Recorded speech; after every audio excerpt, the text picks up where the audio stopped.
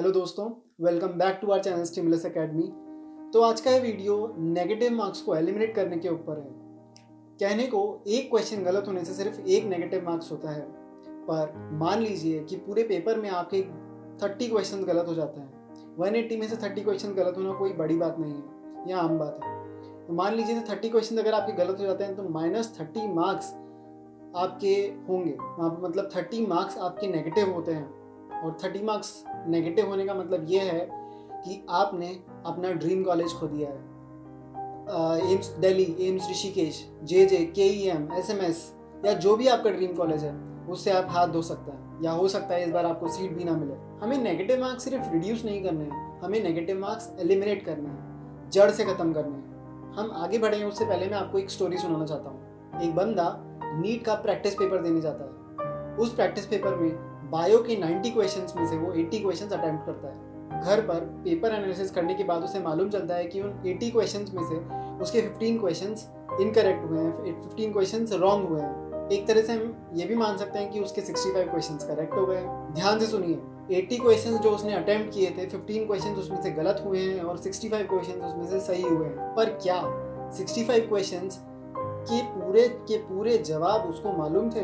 क्या 65 क्वेश्चंस के पूरे एक्सप्लेनेशन उसको मालूम थे? देखो, यहाँ पर हमें यह समझना बहुत ज़रूरी होगा कि जो 15 क्वेश्चंस उसने गलत किए हैं वो यह दिखाता है कि पूरे पेपर में उसने कहीं ना कहीं कुछ क्वेश्चंस में तुक्का लगाया है, जिसकी वजह से वो क्वेश्चंस गलत हुए। 15 क्वेश्चंस कोई कम क्वेश्चंस नहीं होते। 15 questions has the power of 75 marks. आप सोच रहे होंगे कि एक क्वेश्चन तो 4 मार्क्स का होता है, तो 15 इंटू 4 इज इक्वल टू 60।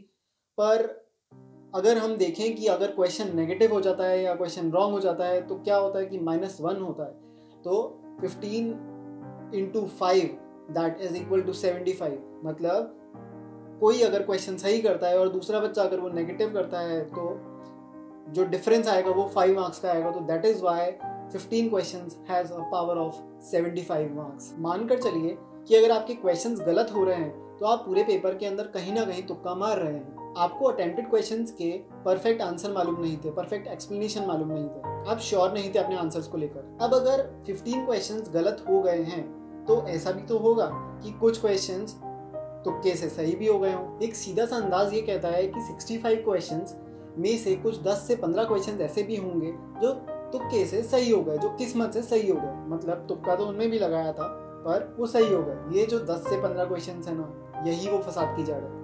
यही वो प्रॉब्लमेटिक क्वेश्चंस हैं जो हमें पीछे करते हैं। यही वो 10 से 15 क्वेश्चंस हैं जो नेगेटिव मार्क्स का कॉज है। हमें तुक्के नहीं मारने की इंपॉर्टेंस को समझना होगा कि क्यों हमें तुक्के नहीं मारने हैं। What problem does it cause? जब भी आप पेपर एनालिसिस करते हो तो पेपर एनालिसिस उन्हीं क्वेश्चंस का होता है जो क्वेश्चंस हमने गलत कर दिए हैं, जो क्वेश्चंस हमने छोड़ दिए हैं। आप उन क्वेश्चंस को कभी भी चेक नहीं करोगे जो क्वेश्चंस आपने सही किए हैं। Trust me in this case कि अगर वो 10 से 15 क्वेश्चंस जो तुक्के से आपके इन पेपर्स में, प्रैक्टिस पेपर्स में सही हो रहे हैं, अगर इन 10 से 15 क्वेश्चंस में कोई भी क्वेश्चंस फाइनल पेपर में आ जाता है तो वो क्वेश्चन सही नहीं होने वाला। And the simple reason behind this is कि हमने उसका कंसेप्ट क्लियर किया ही नहीं है। ऐसे ही धीरे धीरे करके हम हर पेपर से लगभग 10 से 15 क्वेश्चंस का कंसेप्ट क्लियर करना छोड़ देते हैं। मान लेते हैं कि आप पूरी प्रिपरेशन के दौरान 50 प्रैक्टिस पेपर्स देते हैं, बीइंग इट फुल कोर्स और हाफ कोर्स और क्वार्टर कोर्स, एनीथिंग। अब अगर मैं कैलकुलेट करूं तो 50 पेपर्स इंटू 15 क्वेश्चंस पर paper, that accounts for 750 questions. तो लगभग 750 क्वेश्चंस, हम 600 टू 750 क्वेश्चंस की एक एवरेज रेंज ले लेते हैं। तो इतने क्वेश्चंस के कंसेप्ट हम क्लियर करना छोड़ देते हैं। एंड इसमें हमारी गलती नहीं है, इस पे हमने कभी एनालिसिस ही नहीं किया।